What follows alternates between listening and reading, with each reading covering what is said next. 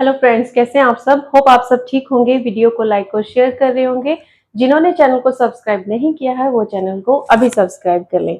ये स्टूडेंट, हम foreign policy कर रहे थे जिसमें हम 3 टॉपिक कर चुके हैं। आज हमारा जो नया टॉपिक है, 4th टॉपिक, वो है non align movement. It means Hindi में इसे कहते हैं गुट निरपेक्षता। गुट निरपेक्षता।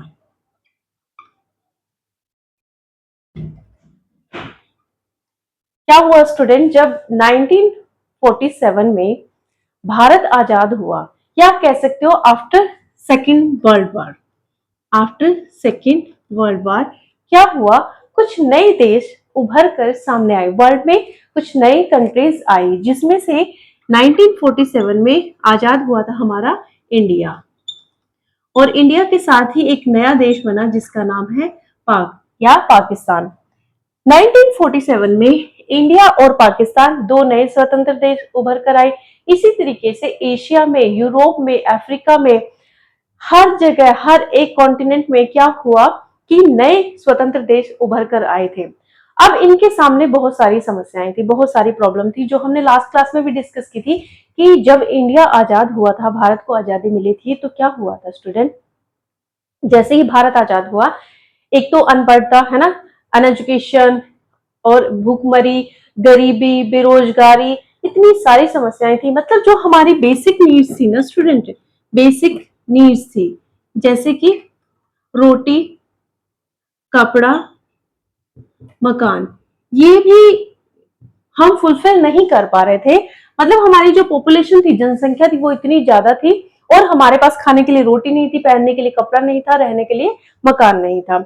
तो धीरे धीरे क्या हुआ, जो पंचवर्षीय योजनाएं हैं वो बननी शुरू हुई और भारत में एग्रीकल्चर को एक मतलब बड़ा रूप मिला और बहुत सारी ऐसी योजनाएं बनती रही, जिनसे क्या है, भारत अविकसित से विकासशील देश बनता चला गया। तो उसके साथ ही क्या हुआ, जब सेकेंड वर्ल्ड वॉर हुआ 1947 में, भारत और पाकिस्तान बने। ठीक, उसके बाद 1940 से 50 के बीच में क्या हुआ स्टूडेंट, बहुत सारे ऐसे विद्वान थे या आप कह सकते हैं प्रशंसक थे, जिन्होंने इस नॉन अलाइन मूवमेंट को, गुट निरपेक्षता को अलग अलग नाम दिए। जैसे कि किसी ने इसे कहा, एक बहुत फेमस विद्वान हुए हैं जिनका नाम है जॉर्ज बर्गर। बर्गर आप इस मतलब बर्गर से आप इसको याद कर सकते हो। वैसे तो उनका जो पूरा नाम है जॉर्ज सवार्जन बर्गर है। ठीक है, तो इन्होंने क्या कहा कि जो ये नॉन अलाइन मूवमेंट है या गुट निरपेक्षता है, इसे अहस्तक्षेप,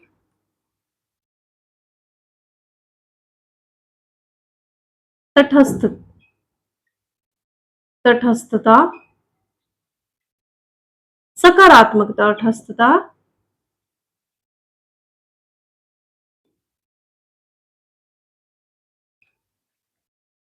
सक्रिय व स्थायी नीति और हस्तक्षेप, तटस्थता, सक्रिय अप्रतिबद्धता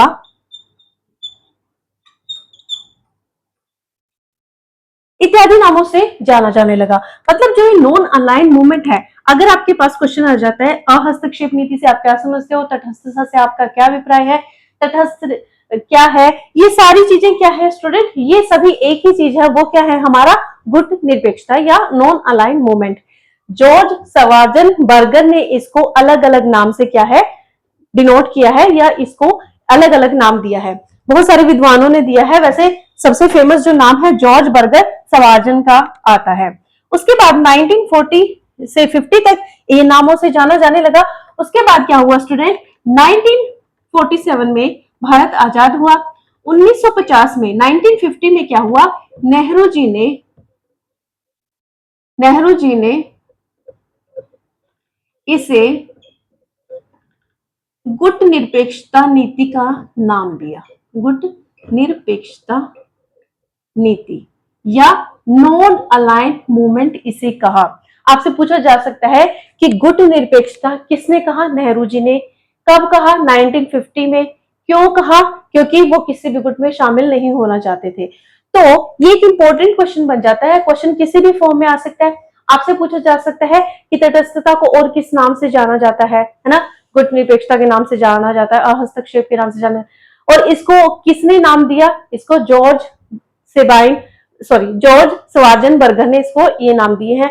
और आपसे एक क्वेश्चन पूछा जा सकता है कि भारत में गुट निरपेक्षता नीति का जनक कौन है, तो हमारे पंडित जवाहरलाल नेहरू जी का नाम आएगा। राइट, यहां तक हो गया।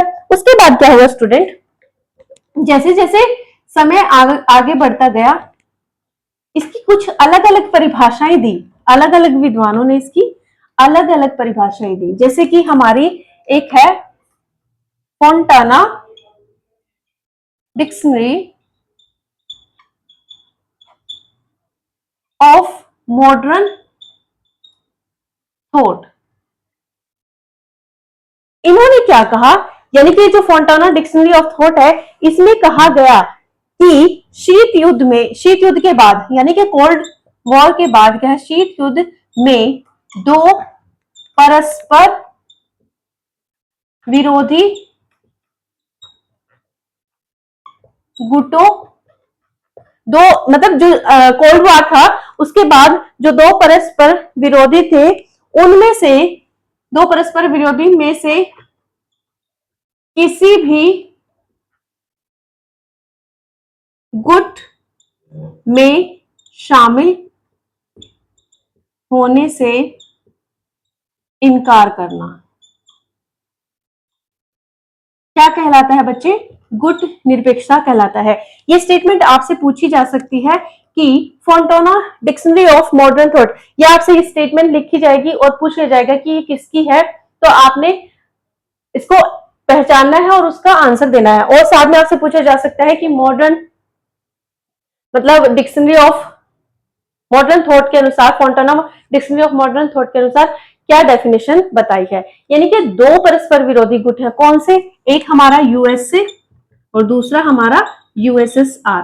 तो ये दो परस्पर विरोधी गुट हैं जिन्होंने क्या किया है कि मतलब इन दोनों गुटों में से किसी भी गुट में शामिल न होने, मतलब किसी भी गुट में शामिल न होने से इनकार करना क्या कहलाता है, गुट निरपेक्षता कहलाता है। आगे है नेहरू जी। अब देखो हमारे नेहरू जी ने भी एक स्टेटमेंट दी है। उन्होंने क्या कहा है कि सैनिक गुटों से अपने आप को अलग रखना, जितने भी ये दो सैनिक गुट हैं, सैनिक गुटों से अपने आप को अलग रखना, बात एक ही है लेकिन अलग अलग तरीके से कही गई है ना। तो नेहरू जी ने क्या कहा है कि जो यूएसए और यूएसएसआर है, इन दोनों गुटों में हमने किसी गुट में शामिल नहीं होना है, अपने आप को इन गुटों से अलग रखना है। यही क्या कहलाता है, हमारा नॉन अलाइन मूवमेंट कहलाता है या गुट निरपेक्षता की नीति कहलाता है। राइट, यहां तक हो गया। उसके बाद क्या हुआ स्टूडेंट, उसके बाद गुट निरपेक्षता को अपनाए जाने के क्या कारण थे, या नॉन अलाइंड मूवमेंट को हमने क्यों अपनाया, क्यों इसको फॉलो किया हमने। गुट निरपेक्षता को अपनाए जाने के कारण, अपनाए जाने के कारण सबसे पहला क्या था स्टूडेंट, आर्थिक स्थिति। आर्थिक स्थिति, हम फाइनेंशियली इतने स्ट्रांग नहीं थे कि हम किसी एक गुट में शामिल हो जाते। मान लीजिए हम यूएसएसआर में शामिल हो जाते तो क्या यूएस से हमें फाइनेंशियली हेल्प करता, हमें बड़े बड़े लोन देता? नहीं, बिल्कुल भी नहीं। हमारी मिलिट्री को स्ट्रांग करने में क्या यूएस से हमारा साथ देता? और अगर हम यूएसए का साथ देते तो क्या यूएसएसआर हमारी मदद करता? बिल्कुल भी नहीं।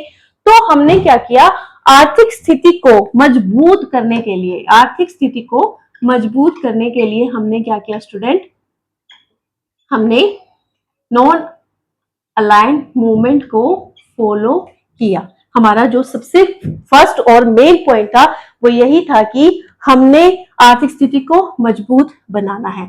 सेकंड क्या हो सकता है हमारा, तनाव मुक्त। देखिए भाई, हम तो टेंशन फ्री रहना चाहते हैं, है ना, किसी भी तरीके की टेंशन हमें नहीं चाहिए, टेंशन फ्री रहना है हमें। मान लीजिए आपके दो फ्रेंड हैं, है ना, और वो उन दोनों के बीच में क्या हो गया, झगड़ा हो गया। अब एक साइड लोगे तो दूसरा नाराज हो जाएगा, दूसरे की साइड लोगे तो वो नाराज हो जाएगा, और अगर आप दोनों को समझाने की कोशिश करोगे तो बीच में फंसोगे आप ही। ठीक है, तो इस तरीके से जो इंडिया है उसने बहुत ही अच्छा स्टेप उस टाइम लिया था कि उसने ना तो यूएसए का साथ दिया ना यूएसएसआर का साथ दिया। उसने कहा कि मैं स्वतंत्र हूं, ठीक है, मैं आप दोनों के साथ मतलब पीसफुली रहना चाहता हूं, मैं आपके साथ किसी भी तरीके का मतभेद नहीं रखना चाहता हूं, मैं आपके साथ अच्छे संबंध बनाना चाहता हूं। दोनों जो सुपर पावर थी उस समय की, तो मुझे क्या रहना है, टेंशन फ्री रहना है, मुझे तनाव मुक्त रहना है। और उसके बाद क्या हुए, देखिए हमारी जो भौगोलिक सीमाएं थी, यानी कि हमारी जो बाउंड्रीज थी, ज्योग्राफिकली अगर हम देखें भौगोलिक सीमाएं थी, वो हमारी साम्यवादी देशों के साथ अच्छी लगती थी। तो क्या हम उनका साथ देते तो वही बात आ गई कि यूएस से हमसे नाराज हो जाता। तो इस तरीके से क्या हो जाता कि हमें एक के साथ मिलकर नहीं रहना, हमें दोनों का साथ चाहिए है। दूसरी बात जो वेरी वेरी इंपॉर्टेंट थी कि वो क्या है, फ्री रहना चाहता था। कौन? इंडिया। कि मुझे स्वतंत्रता है और अपने जो मतलब जो अपनी बात कहनी है मुझे उसका क्या है, राइट है। मतलब एक तरीके से ये बताया जा रहा है कि जो भारत है वो नॉन अलाइंड मूवमेंट को क्यों फॉलो कर रहा था, गुट निरपेक्षता की नीति को क्यों फॉलो कर रहा था, क्योंकि उसे दूसरे दोनों देशों से क्या है, सैन्य सहायता भी चाहिए थी, आर्थिक स्थिति को भी मजबूत करना था, हमें उनसे बड़े बड़े लोन भी चाहिए थे, हमने उनके साथ किसी भी तरीके की टेंशन नहीं रखनी थी। अगर उन दोनों का आपस में कोई भी झगड़ा हो रहा है तो हमने स्वतंत्रता पूर्वक अपने बातों को रख देना है, लेकिन हमने दोनों गुटों में से किसी भी गुट के साथ ऐसा बिहेव नहीं करना है कि दूसरे गुट को ये लगे कि ये हमारे खिलाफ है। तो इस तरीके से गुट निरपेक्षता को अपनाए जाने के ये कुछ प्रमुख कारण थे, जिनमें से हमने अभी कुछ डिस्कस किए। उसके बाद क्या है, देखिए इंडिया में हमारे जब महात्मा गांधी जी थे तो महात्मा गांधी जी की नीति को फॉलो किया हमने, है ना। हमने क्या रहना है, पीसफुली रहना है, हमने पीस यानी शांति को क्या करना है, इंपॉर्टेंस दे दिया है, हमने शांतिपूर्ण तरीके से जीवन जीना है। तो इसीलिए हमने क्या है, नॉन अलाइंड मूवमेंट को फॉलो किया। नेहरू जी ने ये जो गुट निरपेक्षता की नीति थी इसको सोच समझकर ही उस समय फॉलो किया था। ठीक, तो अपनाए जाने के कुछ इंपॉर्टेंट कारण थे, आप इनको नोट डाउन कर सकते हैं अगर आप चाहते हैं, स्क्रीनशॉट ले लीजिए या फिर। उसके बाद स्टूडेंट, गुट निरपेक्षता की नीति के लक्ष्य क्या थे, वेरी वेरी इंपॉर्टेंट है। गुट निरपेक्षता नीति के लक्ष्य, सबसे फर्स्ट जो था, अंतरराष्ट्रीय शांति व सुरक्षा, इंटरनेशनल पीस एंड सिक्योरिटी। जो इंटरनेशनल पीस और सिक्योरिटी है उसको हमने बढ़ावा देना है। देखिए भारत अभी आजाद हुआ था 1947 में, सेकेंड वर्ल्ड वॉर खत्म हुआ था, कोल्ड वॉर स्टार्ट हो गया था, तो दोनों देशों के बीच, दोनों जो सुपर पावर थे उन दोनों के बीच में क्या चल रहे थे, प्रॉब्लम चल रही थी, मतभेद चल रहे थे। लेकिन हमने क्या करना है, किसी भी मतभेद को खत्म करने के लिए बीच का एक जरिया बनना है, हमने इंटरनेशनल लेवल पर पीस और सिक्योरिटी को कायम रखना है। तो इसीलिए हमारा जो लक्ष्य था मेन, कि वर्ल्ड लेवल पर दूसरा वार, सेकेंड वर्ल्ड वार अभी खत्म हुआ है, थर्ड वर्ल्ड वार ना स्टार्ट हो जाए। कोल्ड वार ने एक तरीके से इस तरह का रूप ले लिया था कि थर्ड वर्ल्ड वार स्टार्ट होने ही वाला था, लेकिन क्या हुआ कि भारत ने अंतरराष्ट्रीय शांति व सुरक्षा को अपनाने का लक्ष्य किया, कि नॉन अलाइंड मूवमेंट को एक तरीके से आप कह सकते हो कि उसको फॉलो किया जाए या उनको फॉलो किया। सेकंड क्या है, हमें अंतरराष्ट्रीय निर्णय या स्वतंत्रता, मतलब अंतरराष्ट्रीय निर्णय या स्वतंत्रता को बढ़ावा। इंटरनेशनल लेवल पर हमने डिसीजन मेकिंग करनी है और हमने फ्रीडम को क्या है, इंपॉर्टेंस देनी है। इंटरनेशनल लेवल पर देखिए मेरा डिसीजन क्या है इन दोनों के बारे में वो मुझे पता है ना, तो उन दोनों का डिसीजन एक दूसरे के बारे में क्या है, या अदर कंट्रीज जो है वो क्या निर्णय ले रही है। लेकिन भारत ने नॉन अलाइंड मूवमेंट को फॉलो करते हुए एक ही एम रखा, वो क्या था स्टूडेंट, वो था इंटरनेशनल लेवल पर अपने डिसीजन को रखना या फ्रीली अपनी बात को कहना। तो ये दो इनके क्या थे, एम थे। और उसके बाद आप और भी एड ऑन कर सकते हैं इसमें कि एक तो था रंग भेद, यानी कि जो रंग भेद की नीति थी ना, रंग भेद का विरोध कह सकते हो आप इसको, जो रेसिज्म था उसको हमने क्या करना था, रंग भेद की नीति को हमने कम करना था। अब जो वर्ल्ड है पूरा, क्या उसमें दो यूरोपियन कंट्री ही रहते हैं? नहीं, उसमें एशिया भी है, अफ्रीका भी है। तो एशिया और अफ्रीका, एशिया सॉरी अफ्रीका का समर्थन, इंडिया ने नॉन अलाइंड मूवमेंट को क्यों फॉलो किया, इस नीति को क्यों फॉलो किया? क्योंकि वो एशिया और अफ्रीका का भी समर्थन करता था। यहाँ भी तो लोग रहते हैं, इनके बारे में भी सोचना चाहिए, तो इसीलिए भारत ने नॉन अलाइंड मूवमेंट को फॉलो किया। रंग भेद का विरोध में देखिए, महात्मा गांधी जी जब ट्रेन से जा रहे थे तो उनके साथ भी रेसिज्म के बारे में बात हुई थी, तो भारत कहीं ना कहीं रेसिज्म का भी विरोध कर रहा था और वो कह रहा था कि आपस में जो मतभेद है इनको खत्म कर दिया जाना चाहिए, ये हमारा लक्ष्य है कि हम नॉन अलाइन मूवमेंट को फॉलो कर रहे हैं। नई आर्थिक नीति को अपनाना, नई आर्थिक नीति का समर्थन, मतलब जो न्यू इकोनॉमिक पॉलिसी है या जो नई आर्थिक नीतियां हैं उनको हमने क्या करना है, अपनाना है, उनको समझना है, उनको फॉलो करना है। हमारे पास इकोनॉमिक कंडीशन इतनी स्ट्रांग नहीं थी, जैसे हम पहले भी डिस्कस कर चुके हैं कि भारत अभी अभी आजाद हुआ था, उसके पास फाइनेंशियली इतना मतलब स्ट्रांग नहीं था इंडिया, तो उसने क्या कहा कि मुझे नई आर्थिक नीतियों को अपनाना है और मैं दोनों देशों के साथ अच्छे संबंध रखूंगा, मैं किसी के साथ भी वैरभाव या मनमुटाव नहीं रखूंगा, तो इसीलिए मैं गुटनिरपेक्षता की नीति को क्या कर रहा हूं, फॉलो कर रहा हूं। अब उन्होंने क्या कहा कि ये जो अल्प विकसित और अविकसित देश है इनका भी मैं क्या समर्थन कर रहा हूं, ये किसने कहा, इंडिया ने कहा। उसके बाद जो इंटरनेशनल लेवल पर संघर्ष विवाद है उनका क्या करना है, निपटारा।